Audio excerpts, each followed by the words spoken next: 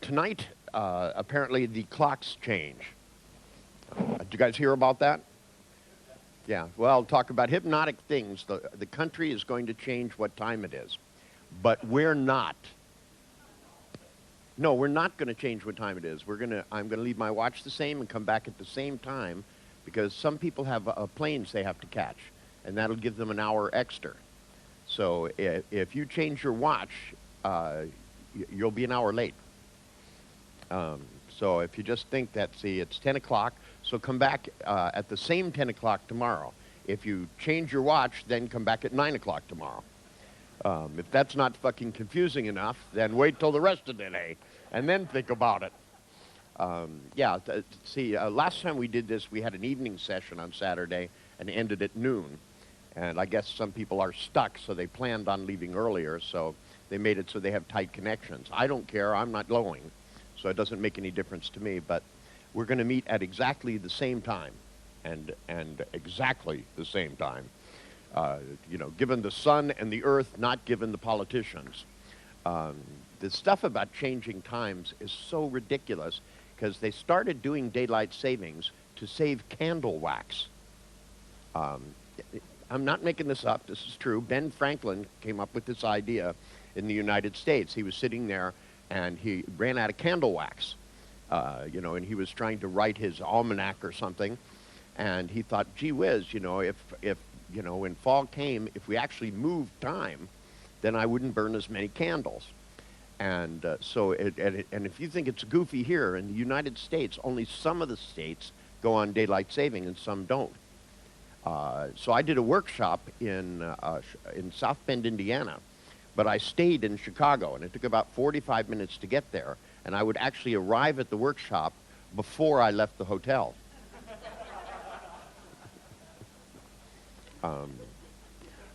See, I find it difficult, like these time zone things. I mean, this is just goofy as can be.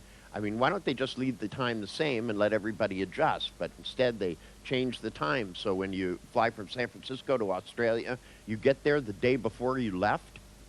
I mean, as if life isn't confusing enough. As soon as we put politicians in charge of things, they start complicating them.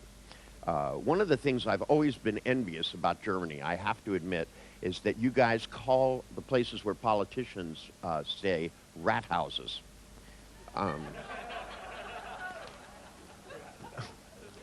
Now, I think this is something that all governments could learn from. That I've always thought of them as rat houses, but in the U.S., we call them everything else but. First time I came to Germany, I was in Heidelberg, and I was walking down the street, and I looked at this place, and I went, Rathaus. And I looked at the person who had hired me, and I said, whatever is this? It's a great big building called a Rathaus. And he goes, oh, this is the government building. And I went, cool. At least somebody got it right. What a great idea.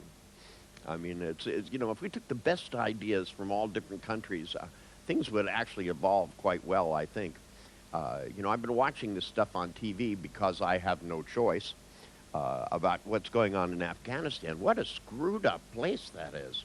I mean, it's terrible. Instead of dropping, bombs, I think we should drop television sets, and make them have to watch all of this. This Taliban, they captured and tried somebody and executed him in less than an hour. I mean, I don't know about you guys, but that doesn't seem like parliamentary procedure. These guys are just a little bit too ready to kill people. I think that the governments, which I kind of like Thomas Jefferson's view. His idea was the government that was like the most screwed up and took the longest to do things and couldn't really accomplish anything was probably the best government. So that he's the guy that wrote the Constitution for the U.S., and it's pretty accurate. Our congressman can't get anything done. It's really horrible. Actually, where I live in San Francisco, down the road about 20 miles from San Francisco, there is a freeway overpass and no freeway. That's a great big 6-lane road going over the top of another freeway, and on either end there's nothing connected to it. Nothing whatsoever. There's no road coming up to it and no road leaving it. It's just sitting there. I guess they were going to build a freeway, and so somebody got the money for the overpass, but they never got the money for the freeway. And I was driving down the road one day, and there was a car sitting on it, which just goes to show you what hoodlums can accomplish compared to politicians. Somehow or other, they managed to not only steal a car, but to put it on top of it. And it turned out it was a high school principal's car. That high school kids did this. They managed to go out and not only steal a car, but a huge crane and lift this thing on top of it and put their principal's car just as a joke on top of the freeway overpass. And people were up in arms. Now, here's the funny part. People were up in arms that the principal's car was up there, when the car only cost $2,000 and the overpass cost $32 million. Now, to start with, the freeway overpass should have never cost $32 million. That's a way too much for one overpass. But the fact that it was an overpass that went over an existing freeway but didn't connect to any freeway did not upset anyone. It was the fact there was a car on it that upset people. It just goes to show you that some people's decision strategy, I believe the word is, sucks. How do you translate that one?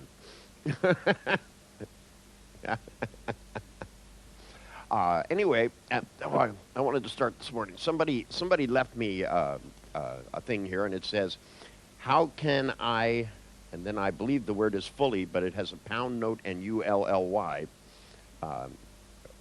Is that, I believe, how can, it goes, how can I willfully change my body chemistry? And then it goes, parentheses, install an internal control panel. Question mark, no end to the parentheses. It's kind of an interesting thing. That means it goes on forever. The answer to that is yes.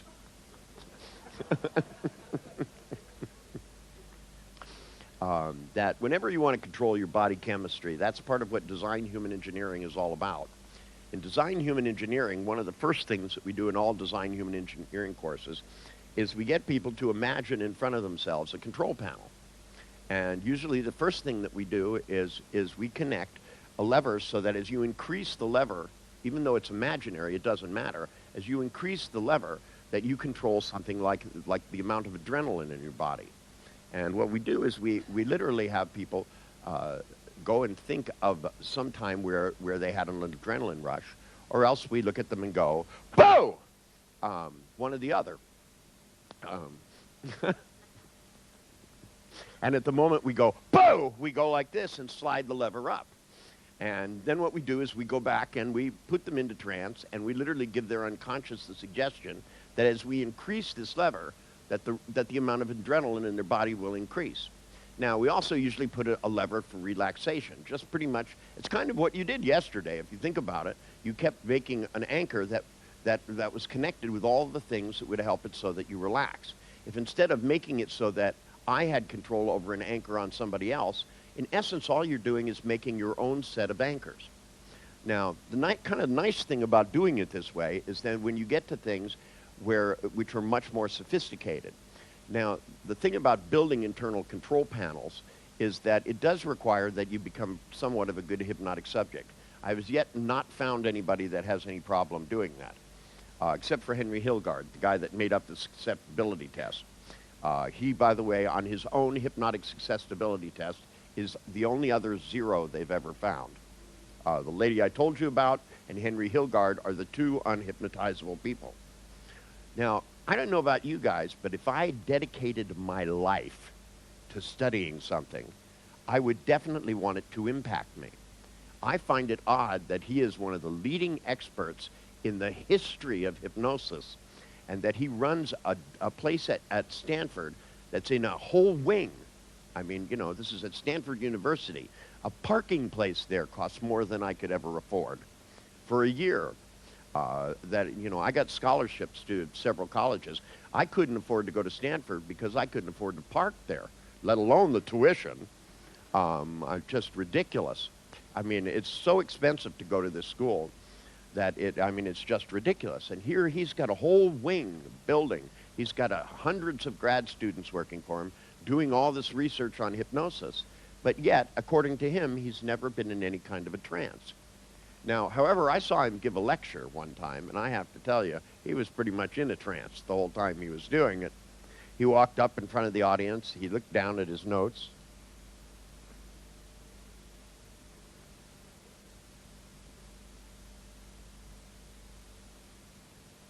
He looked out at the audience and he said, "Today I'm going to talk to you about hypnosis and hypnotic susceptibility."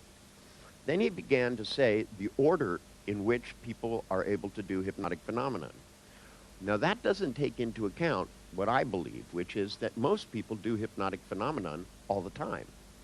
Civil engineers, you know these guys when you're driving down the road and there's a guy looking through one of those things and there's a guy out there with a big post and the one guy's going like this and he's looking through the thing and he goes like this. You ever wondered what he's looking at? You ever wondered? See, I finally stopped and asked one of them. I'm nosy as can be. I pulled over to the side of the road and I asked this guy, "Hi dear, how you doing?" I'm doing fine. Did you want a chair or are you out of here? Okay, I believe you.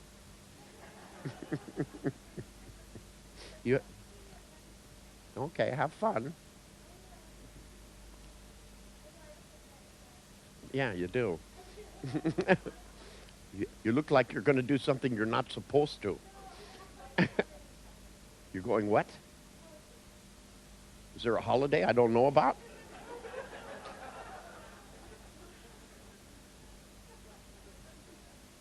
Yeah, happy Halloween.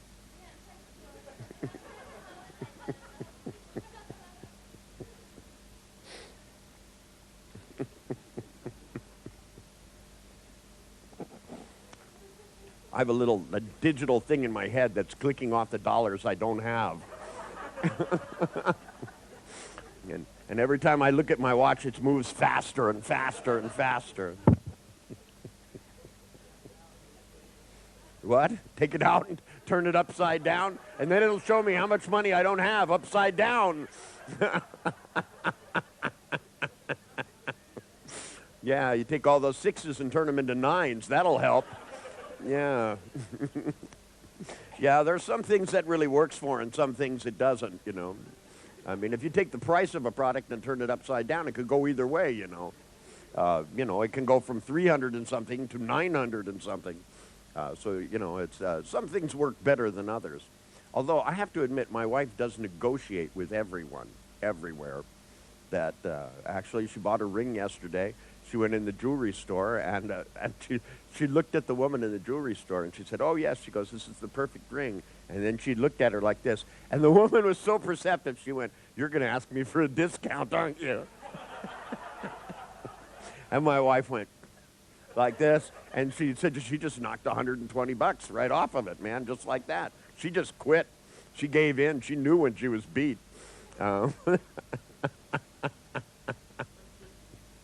By the way, for those of you who negotiate, who are involved in things where you negotiate about price, or you told me you were negotiating with some hospital over there, I'll tell you, one of the best negotiating things that I've ever learned about is that in natural language, in all languages on the face of the earth, there is an unconscious thing that says, "I'm done, it's your turn to talk." And it goes like this. It goes, that when people say, "Hi, how are you?" that means it's your turn to talk. So what happens is when you negotiate with people, even when you women want to get something and your husband's like being a little tight, no problem. When he says, "Well, I think it's far too expensive," don't say anything, just go. Because then he has to keep talking, right? And it's so amazing how people will talk themselves out of things. I negotiated for the stewardesses for an airline in the United States. And they had hired a lawyer, but they had all of these really top negotiators. The airlines had 16 people that were doing their negotiating and one lead negotiator. This guy had on like a $10,000 suit, you know, and I mean, and they had all these guys with briefcases. And I came in, I had one lawyer with me and the woman that's in charge of the union. And we went in and we sat down, and this top negotiator just sat down at the table and he said, "Your proposal is completely unacceptable." He said, "If you're going to strike, you're just going to lose benefits. We're going to hire other stewardesses." And he said, "So you're going to have to accept our proposal." And I didn't even introduce myself. I just looked at him and went, and I kept staring at him and he kept getting more and more uncomfortable, and I kept going like this. And he went, unless we were to discuss the specific points. And I went. An hour later, we'd said nothing, and he renegotiated the entire contract. He ended up offering us 20% more than we were asking for. If we'd have said a word, we'd have got a lot less. And it was so funny because I had told this, the head of the stewardesses union that I was going to do this. And I said, whatever you do, I said, if he looks at you, you have to do the same thing and just don't say anything. And I told the lawyer, and boy, is it hard for a lawyer to shut up for an hour. I had to kick him like several times. He'd start to talk, and I go, poof, like that, you know. And I grew up in Chinatown doing martial arts, so if I kick somebody, they know it. I know right where to kick them and just how hard. There's a little nerve on the side of the knee. You tap that thing, and pain goes up and down the body. And, of course, your eyes go up when you do that, too. So it worked out really good. I just whack him in the knee, and he'd go like this, and the guy would offer us more money, more benefits, medical stuff. Child care. We didn't even expect we could get child care. And this guy, and finally he got to the end and he said, well, I think that's it. And I thought, couldn't be. There must be more. So I leaned forward and went like this, and the guy went, well, we had talked about maybe giving maternity leave and child care, but we felt in today's economy that was too much to ask for. And I went, and he went, but we do have this one proposal. And he pulled out a whole written thing. They'd already made this thing. And handed it down, and he gave it to the woman, and she read through it, and she whispered in my ear, this is brilliant. We never thought about this. And I thought, and I read, and I read through the thing, and I said, so this is the best you have to offer? And the guy went in, and he went, well, he said, we could extend the maternity leave by 2 months, but that would be the most. And I went, and he went, okay, 4 months. Guy negotiated himself out of everything.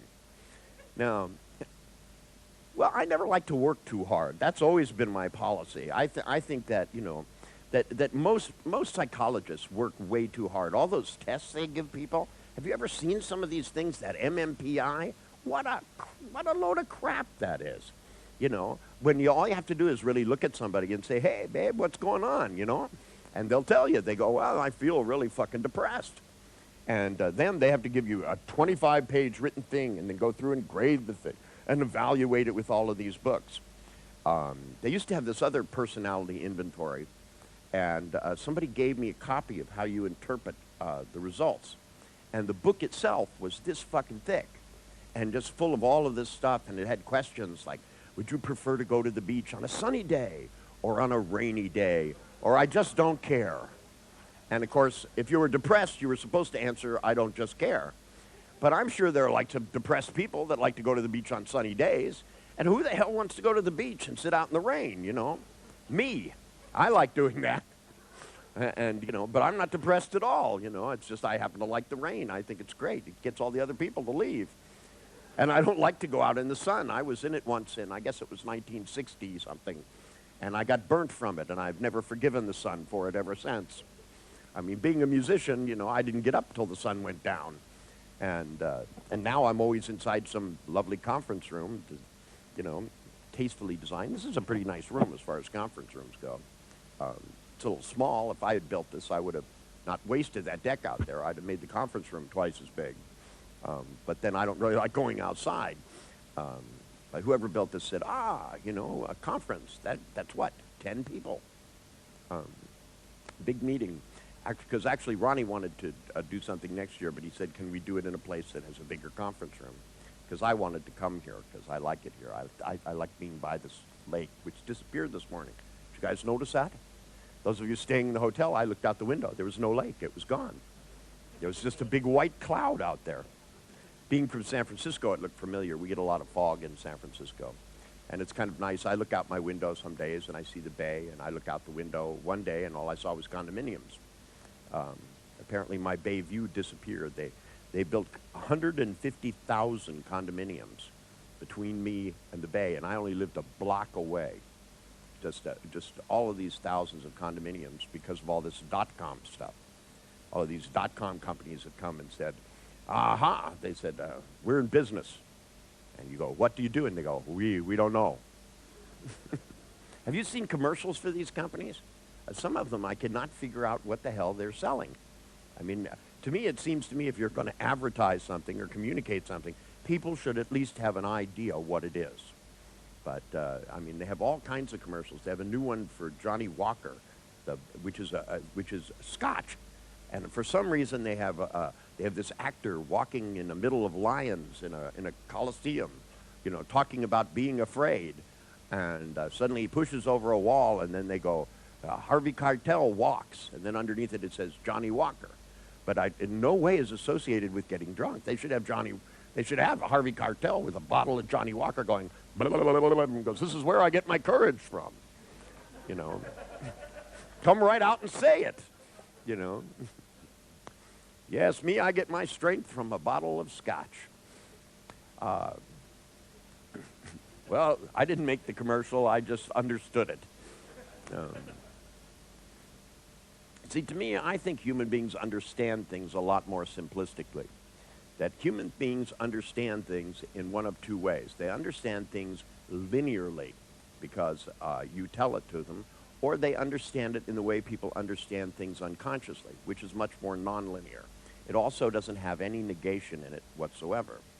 So when you're talking to people, to me, there's always two kinds of communication going on. There's one where you explicitly tell people things. You go, make a picture of a time when you were really happy. Right? That's a linear communication. So that people, you go, make a picture, make the picture here, make it this big, make it this close, double the size of the picture. These are very linear communications. Now, at the same time, you can always weave these things with things because you go, and then you can always say things like, well, as you do this, I don't want you to go into a trance yet. Now, the unconscious understands this in terms of the presuppositions. It goes, we're going into a trance soon. And unconsciously, you can watch people begin to prepare. You begin to get different kinds of eye fluttering. This is one of the things that I always watch because it's one of the things that moves the most. You can always watch people's breathing, but I always watch what kind of blinking they do as well. Because there's lots of people, you can tell people who are making very serious images blink very seriously. They go. You know, they're snapping from one big, bright picture to another. You get a lot of that in Japan. The Japanese language is almost entirely visual. Every one of those symbols stands for a picture. It's kind of like one big I Ching, you know, the image of fire over the lake. And, which, by the way, I thought was really good when they had that earthquake in L.A. Did you guys get see that on TV when they had a big earthquake a couple of years ago in L.A. and a water main broke. And water was going down, but a gas main broke right next to it. And somehow or other, a car went over one of those big metal lids, and it sparked. So there was a river of water with a big flame coming out of it. And I thought, how biblical. Just something about Los Angeles being washed away, you know, and in water and flame, you know, with earthquakes. All we needed then was pestilence, and they got plenty of those. Haven't you watched the show Cops? They're everywhere. You know, we're supposed to have civil liberties there. Everybody's worried about the fact that President Bush signed something that says that now they can eavesdrop and wiretap in the U.S. like they haven't been doing that for 200 years. Excuse me, but Herbert Hoover started that one a long time ago. Or not Herbert Hoover, what was his name? Edgar Hoover, that was his name. Yeah, Herbert Hoover was the president. And some other Hoover guy was the vacuum cleaner company. I get them mixed up. But, oh yeah, Edgar Hoover was the guy that said there was no such thing as organized crime. They had a picture of him having sex with a little boy in a dress. And he was wearing the dress. So he didn't screw with the mafia. They'd have ruined his reputation. Because as much as, you know, he believed in all these rules and was a devout Christian, apparently for a short period of time his, morals fell apart or something, I guess. And it just happened to be when there were cameras around. Funny how that happens. And then he had pictures of the Kennedy brothers doing things they weren't supposed to do. So it was like they were all blackmailing each other. Really, the history of the United States is the history of blackmail. And then one guy with a wacky idea about candle wax, which is why we're not going on daylight savings. Now would be good.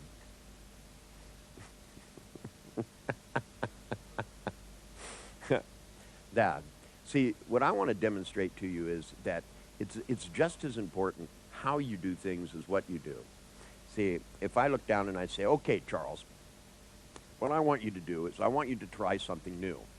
What I want you to do is to make a big, bright image, okay, in which you see how excited you could be, okay? And before you go into a trance, and that picture comes snapping for you, inside of you, so that you begin to suddenly feel more motivated than you ever have, I want you to have a moment of relaxation. Now, I don't know whether or not you know whether or not that picture is going to snap when I count to 3. 1, 2, 3.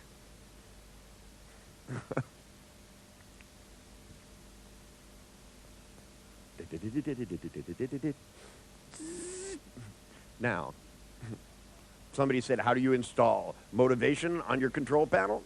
Quickly. That's the way to do it. That's right. But you know what you haven't considered, Charles? How many times I can count to 3. See, I can go 1, 2, 3. I can go 9 divided by 3 is 3. I can go 3 squared. 3 to the 3rd power. I can go 33. I can go 333. I can go 1,233 squared. Don't laugh, Charles. It'll make you feel good. But you see, this is...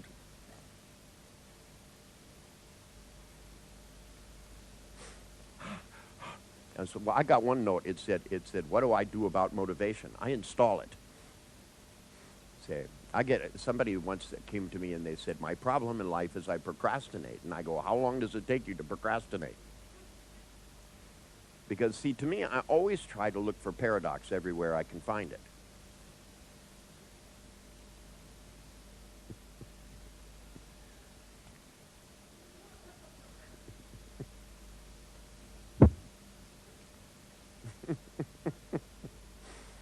Now, see, to me, this is what I like about human beings. I think this is one of the reasons why learning NLP gives you one of the most fantastic jobs in the world. Because once you learn how responsive people are, that you begin to notice that this is not something that I'm doing that's out of the ordinary. This is going on everywhere. And I see it all the time. Only it works the other way around. The very, very first time I went to a place called Mental Research Institute, this was where they did something called brief therapy.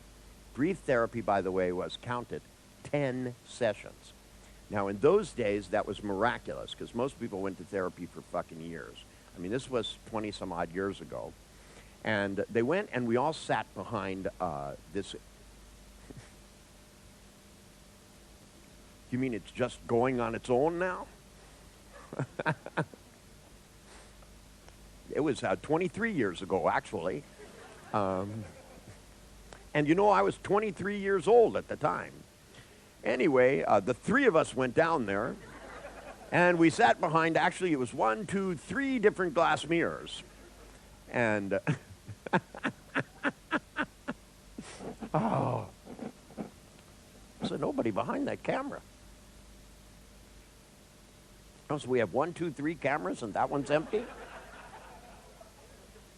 Anyway, there we were at Mental Research Institute, and they told me they were going to teach me all about how brief therapy is done.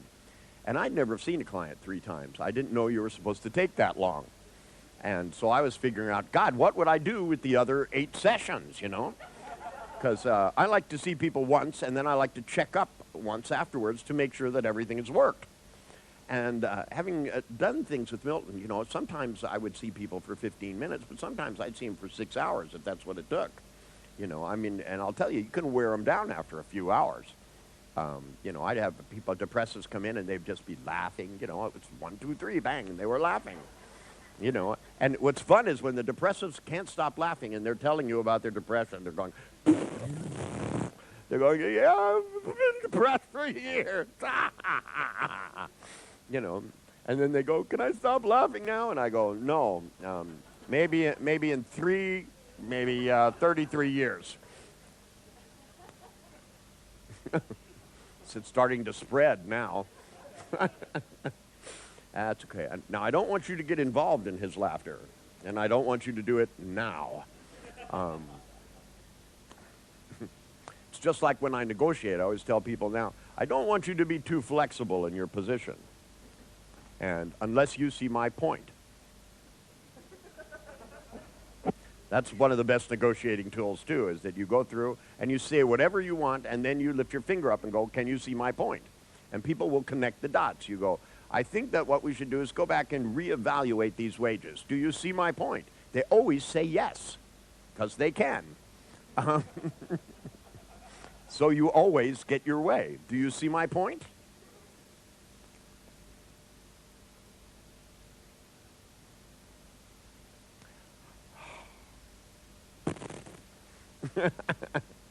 Anyway, so there we are behind these glass mirrors, and they had this guy come in, and he was supposed to be the therapist.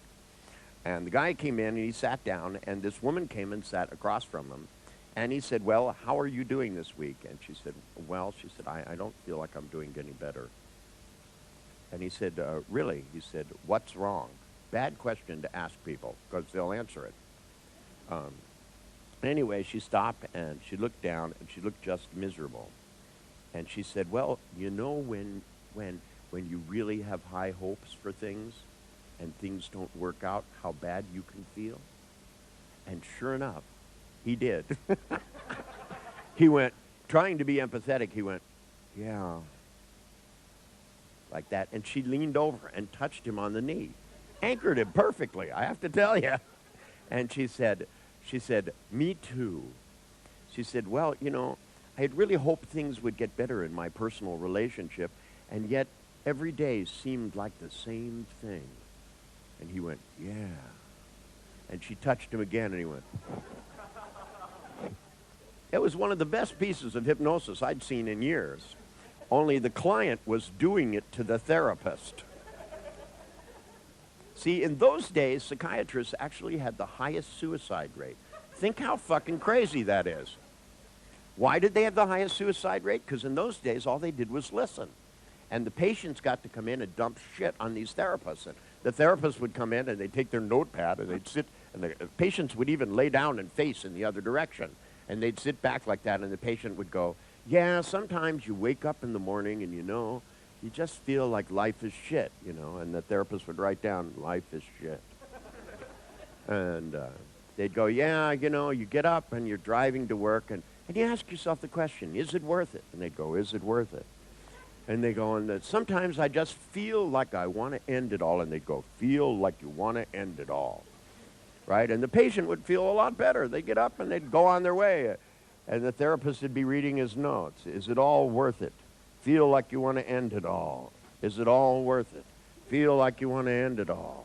They'd open up that big bag they have full of pills, and they'd go, feel like you want to end it all. Feel like you want to end it all. They'd look at the empty chair. They'd think about the endless lines of clients coming in and telling them, is it worth it? And they'd go, I don't understand life. I think I want to kill myself. I met one psychiatrist by chance, and this is kind of a funny story, but I met this guy, and I actually went up to a place that's way up in San Francisco, very, very tall, to look at the stars and to look at the beautiful lights in the bay and stuff. I was just in a good mood, and I had smoked something that helped me to be happier. And and it's kind of a long walk. There's a lot of stairs, and I went all the way up the stairs into the top of Coit Tower. And there's usually never anybody up there at night because the gates are locked. But that never stopped me because I got one of these matchbooks, and it said, learn to be a locksmith. And you send away, and they send you all these lock-picking tools. And so there I was, and I went up on the top, and I was looking out on the beautiful lights, and there was this other guy up there. And I turned around and I looked and I said, what are you doing up here? And because the gates were locked when I came, and he said, I've been up here since noon. And he said, and I'm trying to work up the courage to jump. And I said, no, you're supposed to take the stairs. And he said to me, he looked at me and he said, my life is empty. And I said, your life is empty? And I said, what do you mean your life is empty? That's the dumbest thing I ever heard. I said, let me see. And he went, what? I said, let me see. You said your life is empty. Show it to me. You should be able to open it up and there'll be nothing in it. And I went like this, and I pulled out a big knife, and I went, popped it open, and I said, let me look. Grabbed a hold of him, and I went like this, and he went, well, wait a minute. And I said, well, you don't seem too ripe to kill yourself all of a sudden. And he said, well, I was thinking of jumping. He goes, that would hurt. And I said, you don't think it would hurt to jump off of this? I said, well, I said, who the fuck are you? You seem stupid. I said, did you go to school? You ever been to college? Do you know how fast things accelerate towards the ground? 32 feet per square second, squared, going down. That means the further you go, the faster you go. That's why people scream. That's why they go, ah, as they go down, you know. And the guy looked at me and he said, well, he said, excuse me. He said, I'm a medical doctor. And I said, why would a medical doctor think it doesn't hurt to jump off of a building? And he said, well, actually, I'm a psychiatrist. And I said, oh, that explains it. You went through all those years and became a doctor and you don't practice medicine. You know, I said, at least, I said, what do you do? Sit around and listen to these clients complain all day long? Is that what you do? And he said, day in and day out. And I said, why don't you go back and be a real doctor and give people stitches and fix their toenails and give them enemas and fun stuff like that. You know, I said, that way they'll feel badly and you'll be okay. And he said, I'm really facing existential crisis. And I went, existential crisis. And I thought back to college. I went back through the years, man, and I'll tell you, it was painful. It gave me a headache. And I remembered there were these Marxists sitting out behind the college with berets on, reading guys like Sartre and stuff like that, talking about existential crisis. And I told him, I said, don't drink so much coffee. And he said, what? I said, coffee leads to Marxism, didn't you know? And I said, oh, yes. I said, every time I see a Marxist, he's drinking cappuccino. I said, and sitting around and talking about how meaningless life is. But yet he's talking about it. If life was meaningless, he'd just hold his breath and stop it. I said, yeah, because every time I walked up and hit a Marxist, they complain about it. And I was just trying to make their life more meaningful. They said they had no direction. And, if you hit them enough times, they pick a direction and run in it. I found this out every time. And I said, but look, I said, if you're having trouble jumping, I said, why don't I give you a hand? And I started walking towards him, and he started backing away, and we went round and round and round. I said, I'll throw you off the edge. I have no problem with that. Won't hurt me a bit, I said, but I'll tell you, it's going to fucking hurt. If you think it ain't going to hurt, I said, it won't hurt for long, but it'll hurt.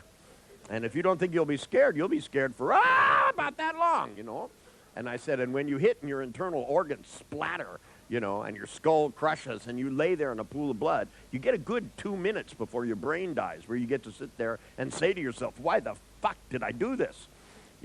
I said, but, if you're just having trouble with the courage, I said, I'll knock your ass over. Don't worry about it. And then I'll go down and stand at the bottom and I'll say, that just before he jumped, he said, I'm a homosexual, and jumped. And the guy goes, but you wouldn't say that. I said, oh, I'm going to say that. Of course I am. I said, you want your family to think you jumped for no reason? And he goes, well, I don't want my family to think I was a homosexual. And I said, why not? You're in San Francisco. I said, look at this big tower. It's shaped like a penis. Did you ever think about that? You're a psychiatrist. I thought that's the first thing you would think about. I said, does the name Sigmund Freud ring a bell? And this guy looked at me and he goes, you're crazy. And I said, you have no idea how fucking crazy I am. I've seen paranoid schizophrenics look at me and go, life makes sense now.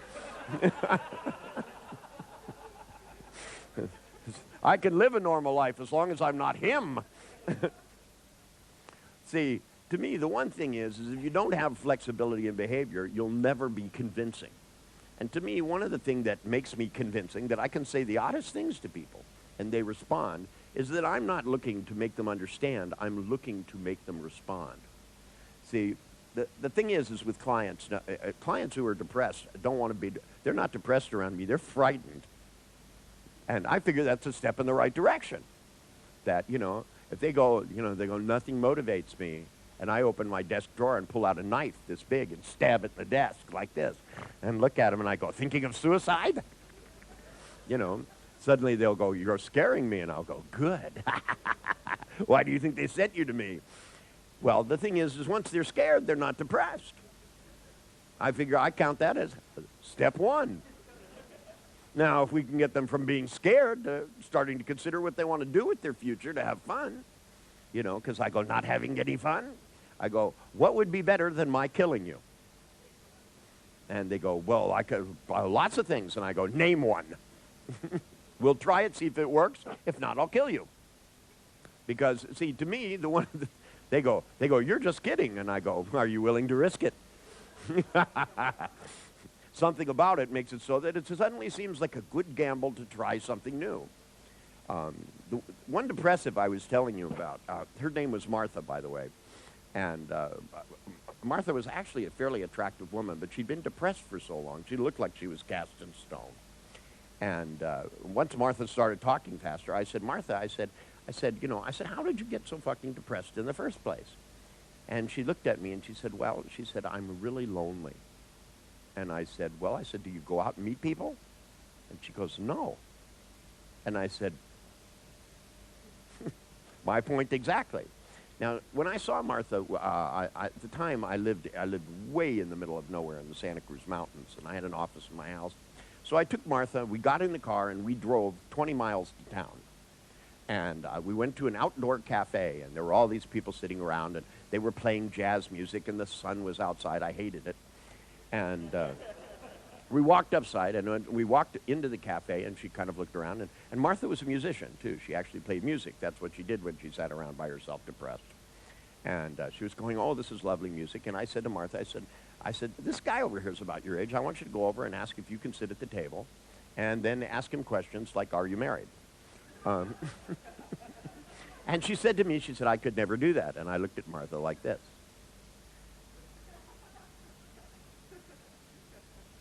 And Martha went, what? And I went. And she said, well, I guess I could just walk over and say hello. And I went. And Martha went over and she sat down because it was a lot easier to talk to him than it was to talk to me. Now, I know lots of you have read NLP books, and I've read some of these books on NLP other than the ones I've written. Remember, when I started the thing about rapport, only thing I ever said was, if you need trust, establish rapport. But if you don't need it, don't. Now, there are actually whole books out now on establishing rapport. Excuse me, if you need rapport you might need with a paranoid schizophrenic, because otherwise they won't talk to you. They run away, unless they're in a mental hospital. Then they can't get away, then you don't need rapport. It's really very cool. And then there's handcuffs. That works too. You can handcuff them to the chair and nail the chair down, and then they can't get away. But otherwise, then it's very easy to get rapport. All you have to do is be more paranoid than they are. It's that simple. You go in and you look around like this, and you do things like you go. And they go, what? And you go, I just thought someone might be under there. Do you see anybody? And they'll look and they'll go, no, there's nobody under there. That's ridiculous. And then you go like this, you go.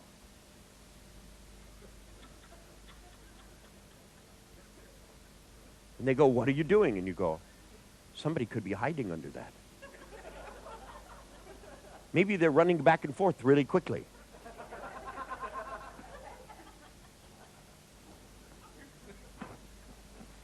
And they'll look at you and they'll go, that's ridiculous. Nobody could be under there. And you go, are you sure? And they go, yeah, I'm sure. And then they'll literally, in a mental hospital, I've had paranoid schizophrenics who have been there for 7 years look at me and go, "Are you out of your mind?"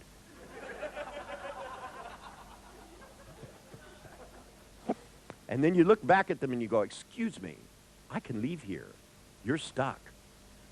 Which one of us is out of our mind?" And they'll look at me and go, "You are." They go, "I'm crazy, but I know it. You don't know it."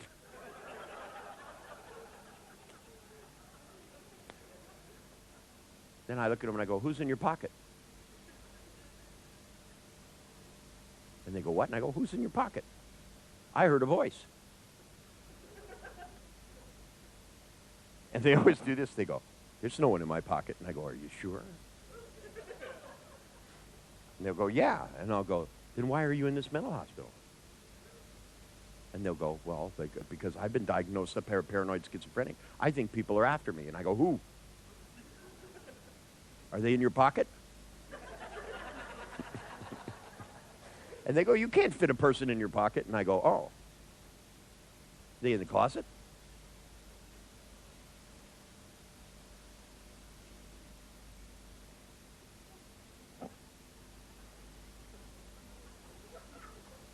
And they go, "Why are you looking under there?" And I go, "Well, somebody might have gotten under there when we weren't looking.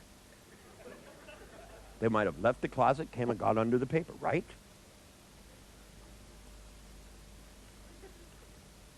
Rapport? Fine. But once you get it, then what?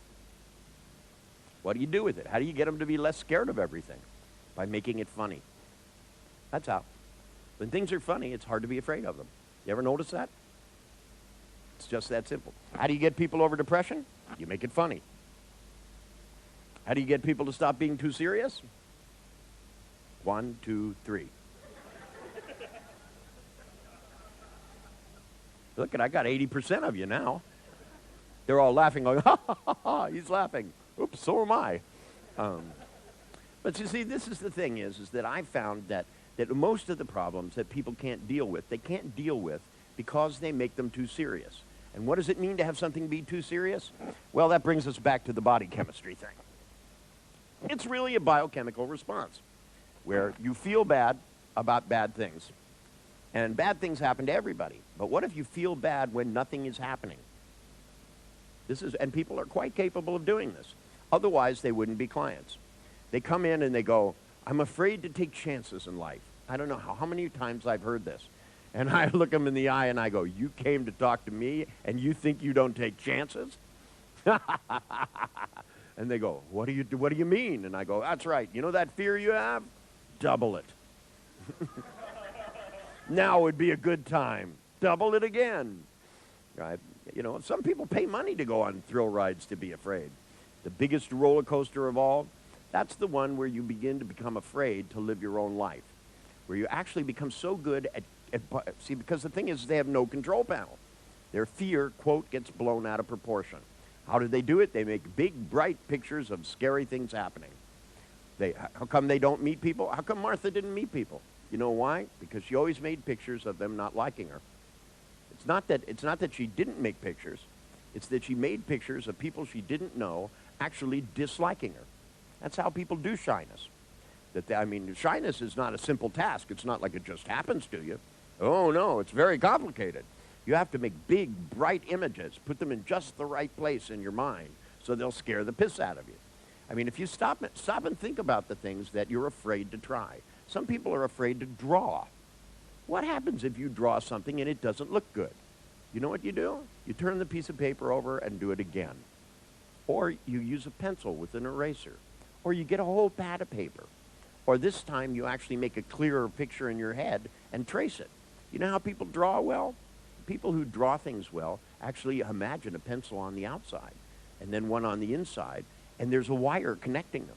And they trace the thing on the outside and move their hand on the paper. That's how it comes out right. Didn't know that, did you, ma'am? See? And you were in art class in the 3rd grade. The teacher came up and went, "You're not artistic." You know, I like to look back at them and go, "You're not a teacher." You know, because if she had been, she would have told you this. Because, I've done this all over this planet.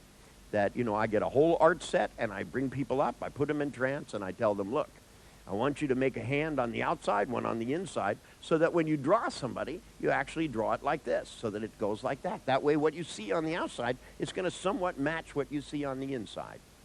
Now, without that tool mentally in your head, just like people can't spell if they don't see the words, at least German is somewhat phonetic. But if you guys know anything about English, Jiminy Cricket, the word caught in English is spelled C-A-U-G-H-T. Sound that one out. Try to spell it phonetically. You can't even spell phonetics phonetically.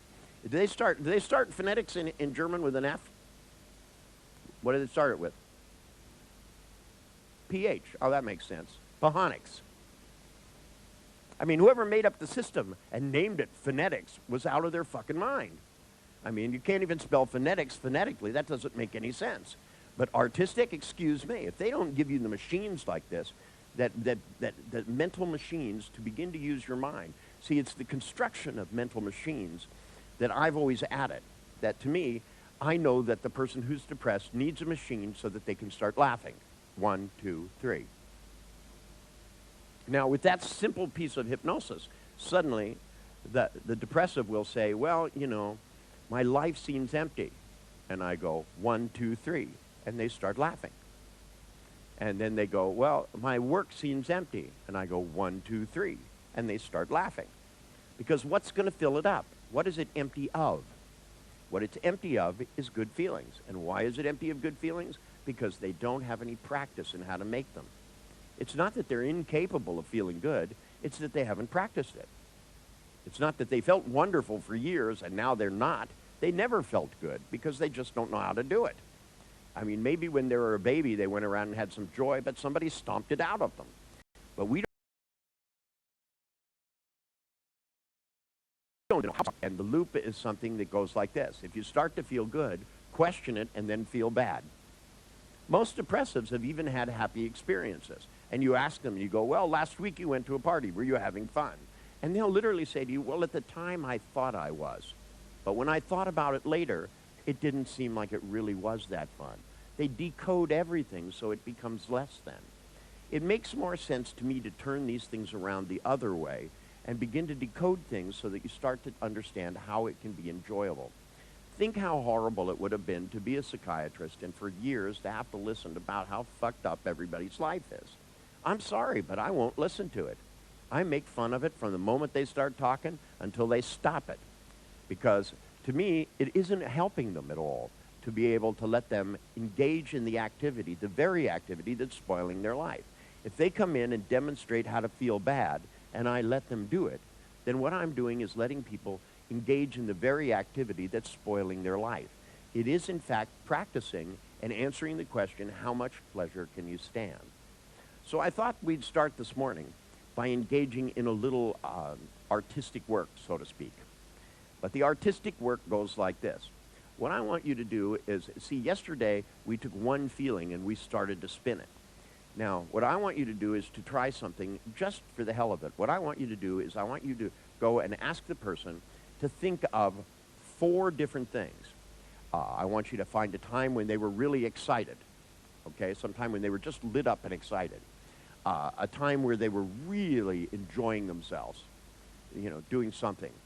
A time when they felt blissful. That's where you have enjoyment, but you're not necessarily really doing anything. Maybe floating in a boat, looking at the sun, maybe reading a book and you're totally lost in it. A time where you were deeply involved in something. And then I want you to pick some kind of an experience which is irresistible. Because there are some things that, for example, if you guys see like 100 marks laying on the ground, do you like look at it and go, ooh, maybe I shouldn't touch that. I don't know where it's been. Or does your hand go pow and pick it up? You know, there are some things, for example, if you see certain people naked, it's irresistible. You know, some of you, it's chocolate. You look in a box of chocolate and your hand has already picked it up. That I want you to pick those 4 different experiences and I want you to just identify a name for them. Have the person stop and think of it and then make it number 1, okay? And then think of the second one, number 2. The third one, number 3, and the fourth one, number 4. Then what I want you to do is to have them go back, see what they saw and hear what they heard when they were in the first experience. Notice where the feelings start, where they move to, and then I want you to start to spin them. Then I want you to do is to take that feeling and I want you to make it so that it spins isometrically. Sometimes people start isometric. It'll be in their feeling, start in their stomach, and it'll go like this. But very often it'll start in the shoulder, and it'll start to go across the body this way. What I want you to do is straighten it out so it's isometrical. Why do I want you to do that? Because the body is isometrical. That's why. And if you begin to do it, then what I want you to do is while they're spinning that second feeling, I want you to have them go back and see what they saw, hear what they heard in the second experience, take the feelings from that and add it to the first one. I want you to add 4 feelings together and keep them spinning. And while they're doing this, it would be a good idea to use hypnotic language so that you did things like you say, I don't know whether or not you're ready to begin to add in this second feeling. But if you go back and see what you saw at the time, hear what you heard, suddenly you're going to begin to feel both those feelings at the same time when I count to 3. 1, 2, 3. Now, if you... I like it. He smiles and the rest of you are right behind him. Why do you guys count to 3 so slowly? That's what I want to know. I count to 3? Fine. You guys then have to count yourselves? Is that what happens? I go 1, 2, 3, you all go 1, 2, 3, bang. Well, that's a good thing because it means you're self-initiating. See, to me, with all of my clients, always what I'm aiming for in the end is not for me to be in control, but for them to begin to have control over their experience. If you can't feel good deliberately, you can't help anybody because you have to set an example. I know there are many people with theories about NLP. I've read some of these theories. I have only one response to that. Okay? The trick is what works, works, and you don't have to know why. Although I have had my own work explained to me in terms of all kinds of things, most of what I do is simply neurological patterning. That for me, if you rehearse things enough, the unconscious starts doing it automatically. And I know this because for years and years I've played instruments. And I kind of have a short attention span, so every once in a while I learn a new instrument just because it's the same notes, it's just different fingering. So when I decided, I got this great idea that I would learn to play the flute. Although playing the flute is one problem is that you have to hold your breath for a long time. And I used to smoke 4 packs of cigarettes a day when I was doing this. And I'll tell you that when that smoke comes out of the end of the flute, it just doesn't sound quite as crisp. Then somebody said, well, don't smoke while you're playing the flute. And I said, that takes all the fun out of it. In fact, I like to put the cigarette in the last hole so that when I'm inhaling, I can inhale smoke. And I won't mix any of that oxygen in and spoil the whole thing.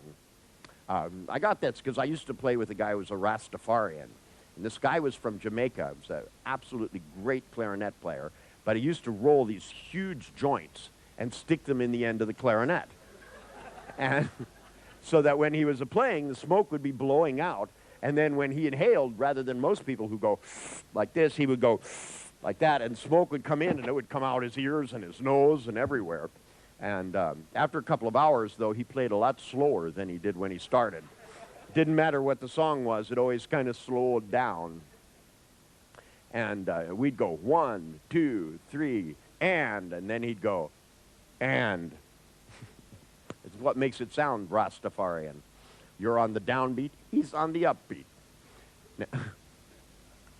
Now, when you do this with each other, what I want you to remember is to the degree that you elicit responses is to the degree that you get them. So it's really important that you don't look at your partner and be scientific. Don't go, now think of a time you were really excited.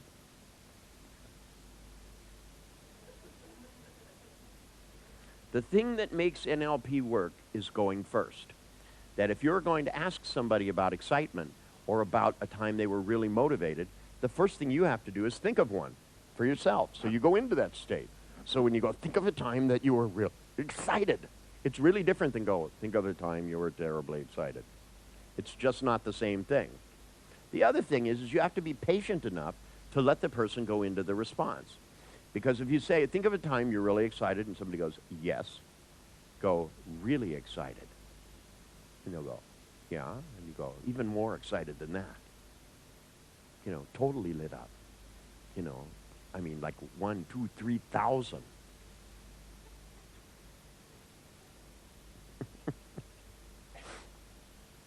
So you ready to do the exercise, Charles? You sure? Maybe you could double that feeling. You feel ready